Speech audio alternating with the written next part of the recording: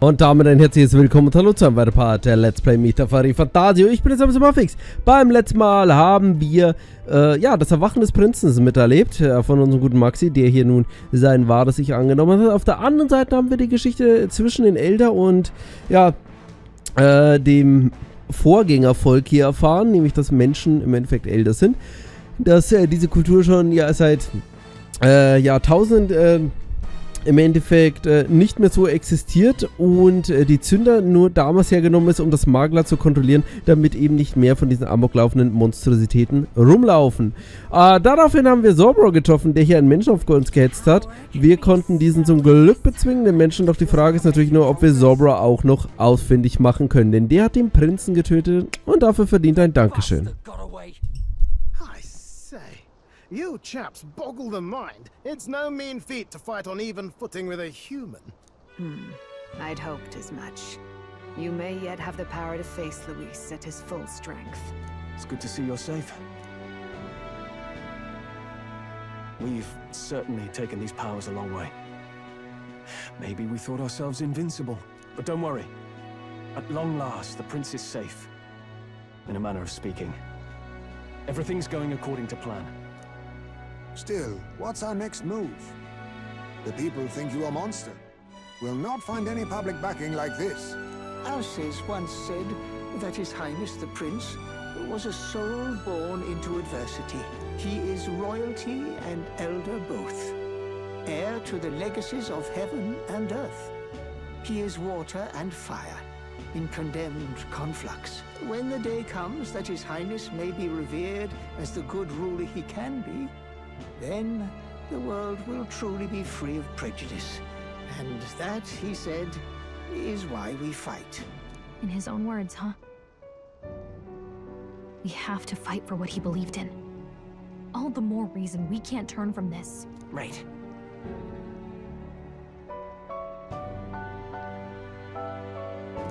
Come what may, my life is a shield raised in your highness's name. Are you prepared to fight Luis to the bitter end?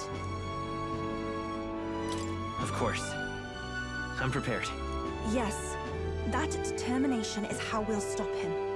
If he ends up king, he'll be sending all traitors to the gallows. Not just us, but any innocent folks he doesn't find use for.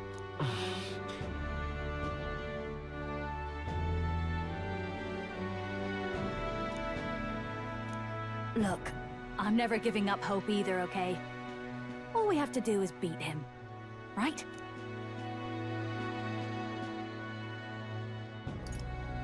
Looking forward to the victory song. Well, we've got bigger things to worry about now. But I can't wait to sing it. You... I'm still amazed. You really do look just like your mother. Truly.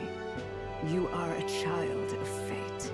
Your mother, she loved your father, and you with all her heart. The injustice that befell this village is not your fault. But listen well. Once you leave this village, you cannot return until you have fulfilled your ambitions. After all, an old crone like me can't take care of you forever. If you want to overcome your hardest challenges, you'll have to face them yourself. The world's fate is in your hands. Please, put an end to the tragedies of humankind's failures. Yes, I will. Our final battle lies ahead. We cannot lose. Yet, before all else, His Highness has only just awoken. Let us rest in the gauntlet runner for today, and advance to the royal capital tomorrow.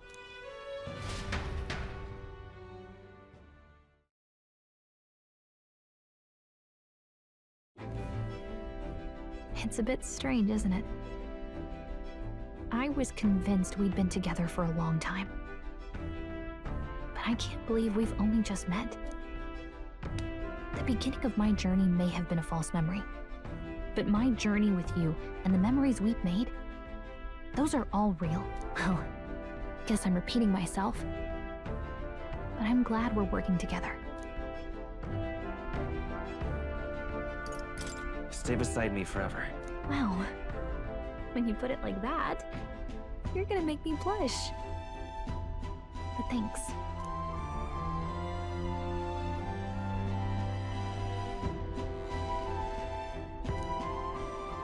The mystical fairy, Gallica. She who still keeps the virtues of the mage. Your tempered bond has become a fire-forged trust. Thus, a new pinnacle of heroism awakens within thee. By the grace of her newfound powers, work together to give truth to our hopes and fulfill thy destiny. We've got the path to tomorrow in front of us, and I'm gonna lead the way.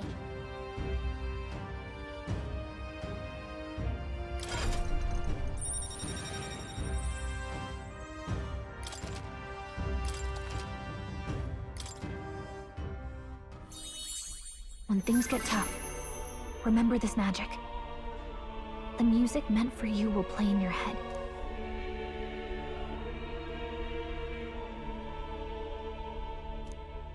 By the way, the chiefess told me something about your novel. Apparently your parents gave you that book when you were still just a kid. I wonder what your parents wanted you to get from reading it. What they hoped for you, I guess. I suppose you'll have to find out for yourself.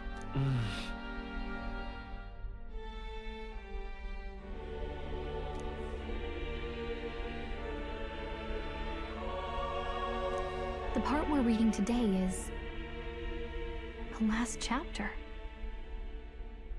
It's about the ruler of this ideal world. Let's read it together.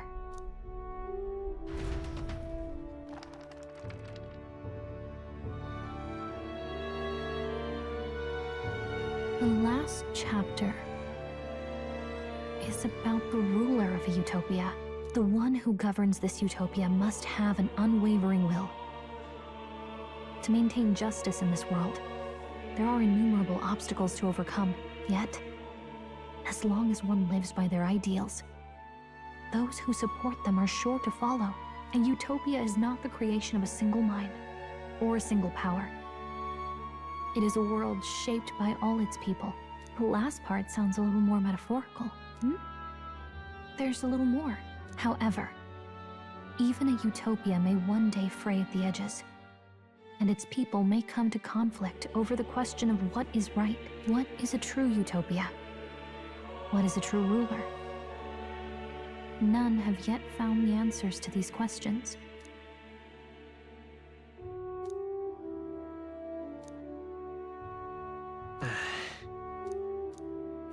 So even the author of this book struggled with these questions. And if you become king, you'll have plenty of tough questions and struggles to face yourself. Lady Cruiday mentioned the king was a real idealist when he first arrived at the village, and little by little, the pains of reality crushed his hope. And he even lost his son. In the end, his will was broken. He didn't lift a finger to stop the church's rise to power. With that in mind, I can honestly see why people would be drawn to Luis. His values are radical and cruel, but he's devoted to them. Unshakable, even. But we can't lose either. For the sake of everyone who has believed in us along the way. Right. You've got the power to change the world.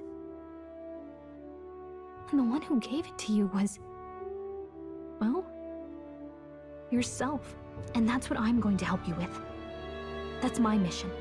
My real mission. And I'm going to see it through.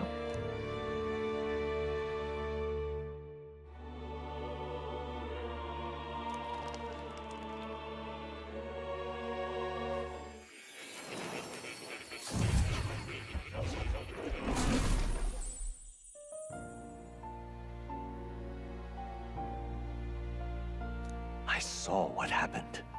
So, you found a way to unequivocally shape your destiny. As far as I know, There is no record of your newly acquired archetype ever being used, even in ancient times. An archetype whose existence was only theoretical, known to some scholars as the magic of true sovereignty. Indeed, a power of legend. I once said that to be elder was your inescapable fate. However, it seems the truth was more complex than that. Magic is a process by which we confront fate and tame anxiety. And archetypes are its essence. They are manifestations of a resolve capable of heroic virtue. So then, what do you think is the foremost, most inescapable fate a person must bear? The foremost fate? Not really sure, but for me to be me, and for you to be you? Or something like that. Indeed. It is birth that is inescapable. You cannot choose who you are born to, and once your familial place is determined, that fate cannot be changed. Yet by some strange tangle of destiny, you were given a choice that the very act of existence denies most people. By your own will, you were born again as a prince. Do you understand? You stand on the threshold of truly becoming a ruler, not as an unearned title of bloodline's chance, nor as a mere authority over people. You have taken control of your life. You are ready to rule your very self. That is what it truly means to be a hero. And it is the crux of the power that is awakened within you. What glorious coincidence indeed, that I, as a scholar of archetypes, might cross paths with and witness such a remarkably fated boy. It almost bespeaks... Indeed. 'Tis his hands that bear our fate. Who?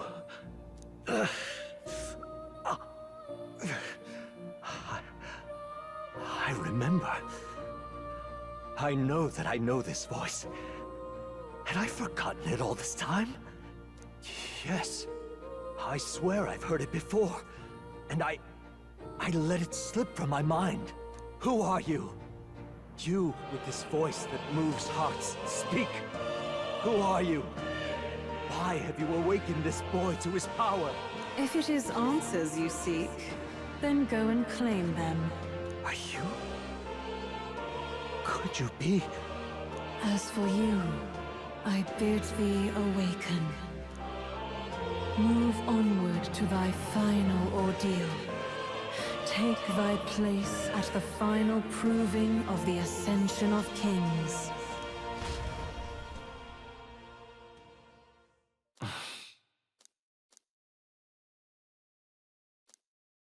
Time marches on, and the age of a new king draws nearer.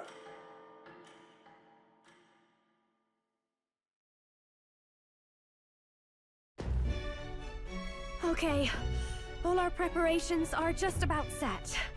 Now that this is actually happening, I've got some pre-show jitters. All this royalty? I always felt they lived in a different world to the likes of me. Never figured I'd be walking alongside one myself. 'Tis proof that bloodline decides nothing. We are one people living in a shared world. Looks like this is gonna be our last mission. Any final words you want to say? We can't give up. Stand strong to the end. Of course. No way we're losing here. I've got the fire in my eyes now. About the new stuff you've felt and learned since becoming the prince. Can I ask you one more thing? Why is it that you want to be king? It's not about honor or power, is it? I want to protect this country and its people. 'Tis the answer I hoped for. As your knight, I will ever serve you with all my soul and ability. Well, I guess this means we're ready as we're gonna be.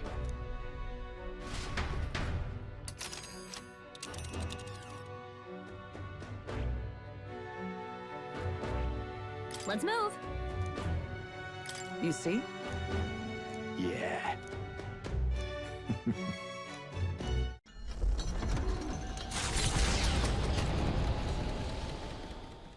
After having made so many sacrifices, the group has gained new powers and ascertained new truths. Their arch-enemy, Luis, already has one hand on the throne. Even so, they march ever forward, spirits rekindled by battle. They head to Grand Trad, for the fight is far from over.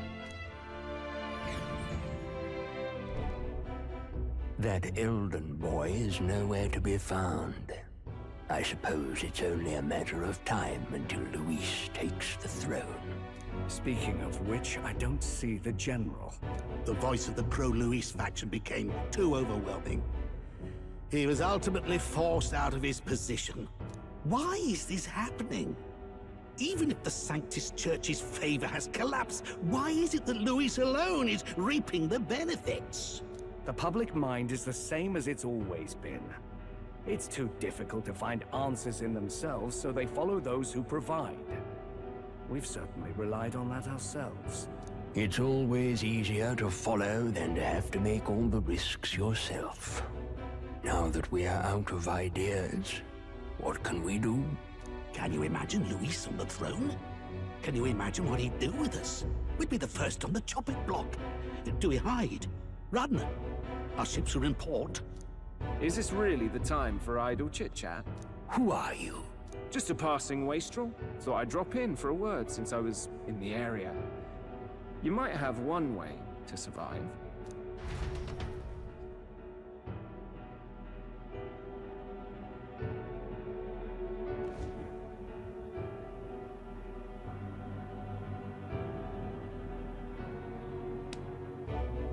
Well then, let us depart. Lord Luis, your pardon. We've encountered an unexpected snag. I killed the prince in the Elden village. I confirmed his death, yet it appears the boy candidate has merged with his corpse. It seems the prince is now resurrected.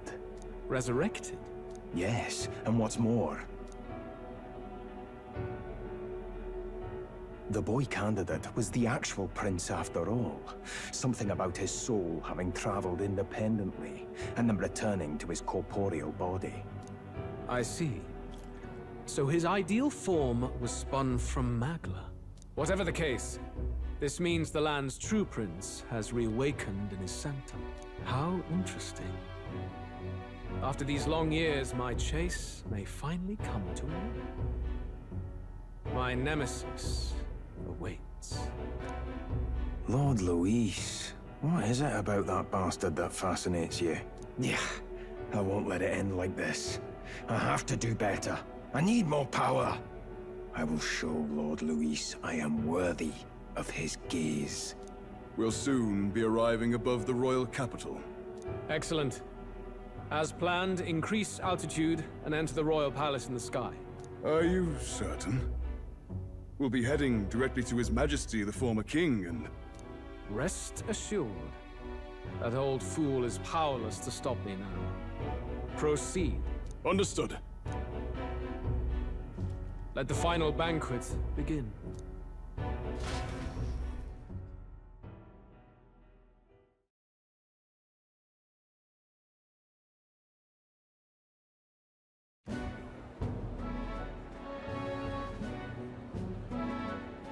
Come on, any takers? Any bets for the other candidates? Remember, if Luis loses, a silver coin could turn into mountains of reef. What are you trying to say? You think Count Luis is going to lose? Oh no, of course not. I'm just saying. I'll call that bet. All in on His Highness the Prince. A Sanctus bigwig gambling away his tithes? This really is the end of the world. Didn't know his esteemed princeliness had any supporters left. I mean, he's not really the prince, is he? Was actually a monster in disguise all along. Haven't you heard the news? The times we live in, I'll tell you.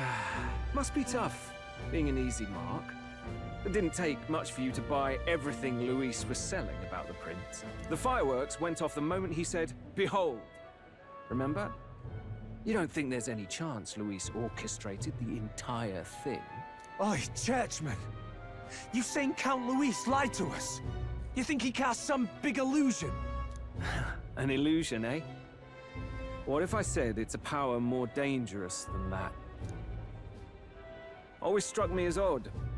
We all know Luis, the mighty human slayer, but how does he keep finding the things one after another? Seems a bit convenient, if you ask me. Like he knows in advance where these monsters will appear to cause havoc. Easy to nitpick and gripe about him, isn't it, Churchman? Maybe someone needs to shut you up. All right. Let's keep things civil, eh? No sense becoming a monster yourself. Oi! What's all this fuss about? Damn it! When Count Luis is king, you'll all be the first at the gallows. You'll die just like Forden.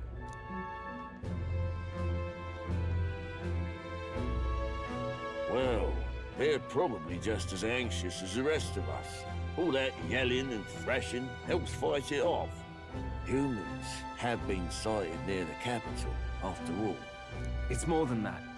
Pockets of society have resented the upper class for ages now, but this might be the spark that lights the kindling. Luis's respect for power is certainly cruel, but it's fair to an extent. Those of us pushing the status quo have always struggled to understand the appeal. Even then, everyone's on edge. They'll jump at any excuse to argue and snarl at each other. Never seen it this bad. Not normal, I say. Blind fanaticism and doom go hand in hand. If we don't find some common ground soon, it'll collapse beneath us.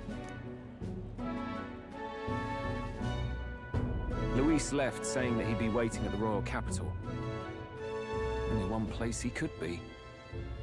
All eyes are on his Skyrunner as it rises to the flying palace. What are we about to see?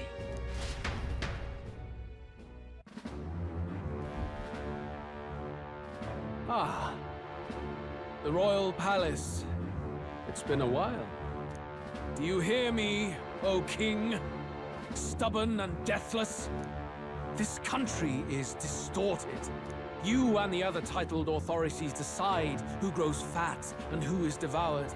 The country knows no war only because our very core is built upon a system of societal predator and prey. It cannot be defied from within. That is peace, but not order. Hand over the royal scepter. The game is over. The country needs change, and I will provide it. Thou impertinent faith-breaker, hast thou no shame in preempting the day of judgment? Do you presume yourself a god? Is that why you wrought your face in stone and took it to the heavens? You're nothing. Just an ordinary, broken old man. How wouldst thou wield the king's magic? To what end? To purify all that your kind have left to rot. You threw away your ideals, but I will never make that mistake. Only the people's chosen may take the throne. The royal scepter and its resting place remain beyond you. This royal scepter, the royal magic. Did you think that only generations of kings were aware of their secrets? Why someone can manipulate world-changing power by use of only a single scepter? Why only those supported by the people can use it? Listen well, O king. The truth behind the royal magic.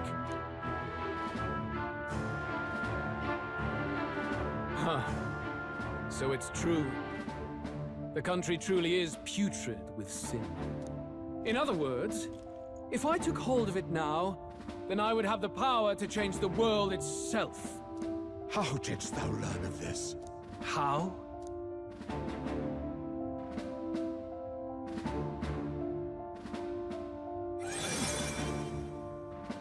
Thou wert elder. You were not always blind to this country's rot.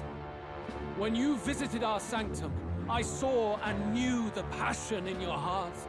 And yet, what happened to our village? What happened to this country?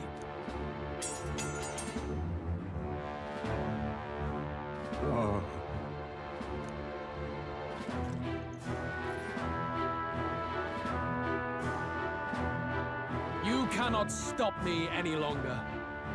Nor can anyone else. Save one lone possibility.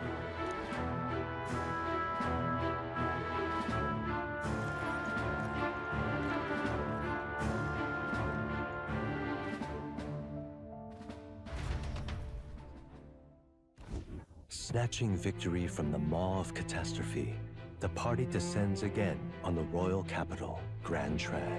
But they are greeted only by ominous skies. Their return hardly counts as a triumph, considering how they departed. Anticipating conflict, the gauntlet runner comes to a quiet stop.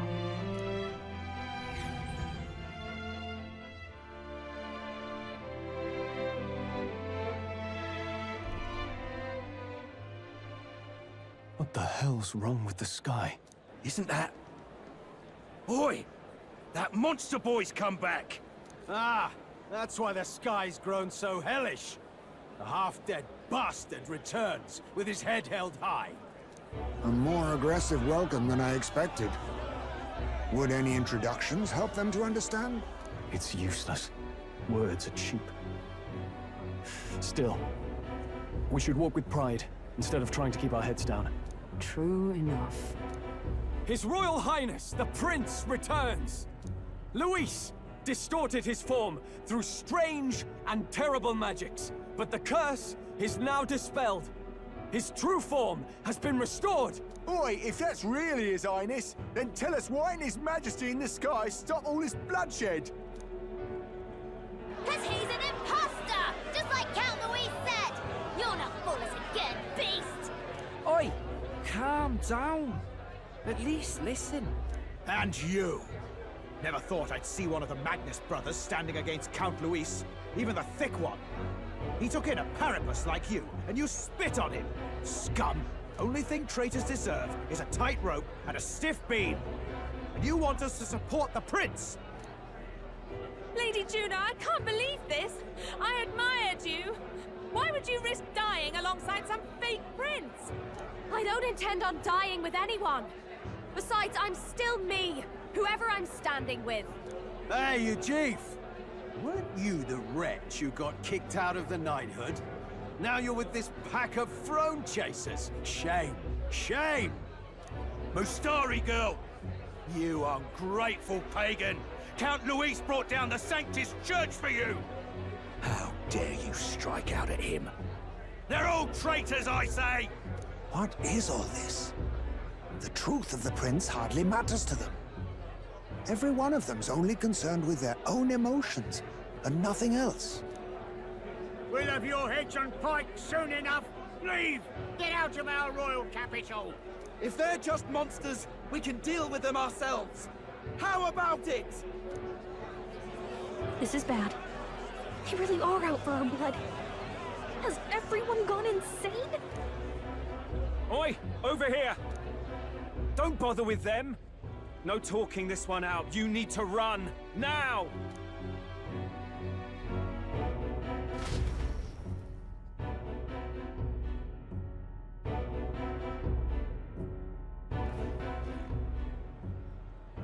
We weren't away from the city that long. What happened? Why are all the people so bloodthirsty now? The prince turning into a monster before their eyes still lingers in their minds. After all, a monster entered into their society disguised as a person. No, that's not... I know, it's not true. But truth and how it appears to the citizens are different beasts. Moreover, humans have been sighted closer than ever before. The royal capital's populace is unused to danger, so they've become suspicious of each other. How fares your neighbor? Do you run in circles with monsters in disguise? Are questions on the tip of every tongue. Ever since Forden's death, Luis has everyone on a knife edge. He's erratic, and nobody knows how he'll react to those who defy him if push comes to shove. So, at the core of it, people are scared witless, and they cling to Luis as a savior, rather than the devil he is. You well know that Luis cares not one whit about social status, especially as a token of birthright. No amount of wealth or standing can buy his protection. So even those who may have opposed him at first now counsel that condemning him would be imprudent, as it puts their safety at risk. Then we're stuffed. He won't save anyone. And oh yeah, he can create humans, by the way. Oh, that's all true then. I have my suspicions, but it's still a bit of a jolt. This all said, in my humble opinion, what we're seeing in the people now has been in the works for some time.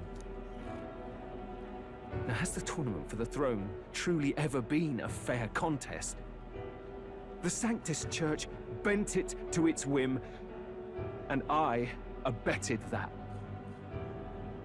Before I met you people, I didn't have much to me but anger and quips. I'd rant and snipe and have my cynical little discourse, but I'd only looked to others for change. Now maybe that outlook's our real enemy. Blind fanaticism, like I had. Even if there's no malice to it, it's a dangerous thing. Hard to think clear when your mind's a muddy stream. We've been told Magla is born from people's anxiety. Perhaps the proof is now before our eyes. Kind of ironic, but we have to do something about it. If we don't, they'll never listen. We'll only ever be seen as an enemy. I had the inn prepared. They won't let anyone in but you lot. Let's head there for now, shall we?